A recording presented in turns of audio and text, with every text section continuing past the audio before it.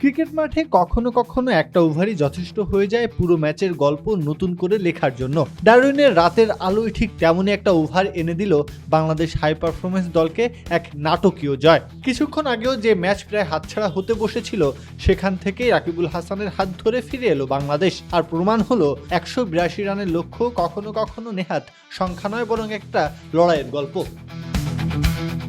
প্রথমে ব্যাট করতে নেমে শুরুটা মোটেও স্বস্তির ছিল না বাংলাদেশের। ইনিংসের তৃতীয় বলে জিসান আলম 0 রানে ফিরলে চাপ বাড়ে।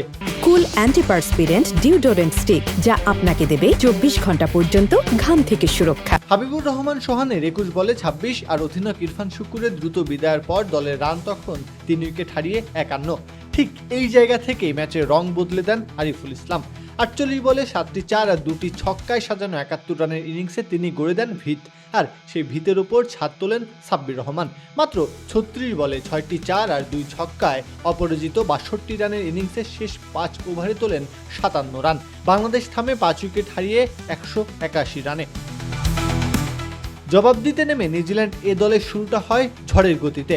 কটনে ক্লার্কের 10 বলে 24 রানের বিস্ফোরক ইনিংস, তারপর ম্যাক্স চু আর ম্যাথু বয়েলের জুটিতে দল এগোতে থাকে রানের চাকা সচল রেখেই। 12 ওভার শেষে স্কোরবোর্ডে 114 রান, হাতে 8 উইকেট। ম্যাচ তখন পুরোপুরি নিউজিল্যান্ড এ দলের নিয়ন্ত্রণে।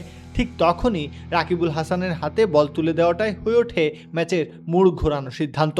এক ওভারে বেভন জেকবস আর ম্যাক্স চু জোড়া উইকেট তুলে নিয়ে ভাঙেন প্রতিরোধ। এরপর একে একে মিচেল হে, আদিত্য অশোক ফিরলে ম্যাচ পুরোপুরি হাতবদল হয়ে যায়। রিপন মন্ডলও 3 উইকেট নিয়ে চাপ ধরে রাখেন শেষ পর্যন্ত। শেষ দিকে জশ ক্লার্কসনের 22 বলে 25 রানের চেষ্টা যথেষ্ট হয়নি। নির্ধারিত 20 ওভারে নিউজিল্যান্ড এ থামে 158 রানে 8 উইকেট হারিয়ে। 23 রানের জয়ে বাংলাদেশ হাই পারফরমেন্স দল ফিরল জয়ের ধারায়। আরিফুল সাব্বিরের ব্যাটে গড়া সংগ্রহ যতটা না জয় এনে দিল, তার চেয়ে বেশি এনে দিল রাকিবুলের সেই এক ওভারের জোড়া আঘাত, যেখানে হাতের মুঠো থেকে প্রায় ফসকে যাওয়া ম্যাচ আবার নিজেদের করে নিল বাংলাদেশ।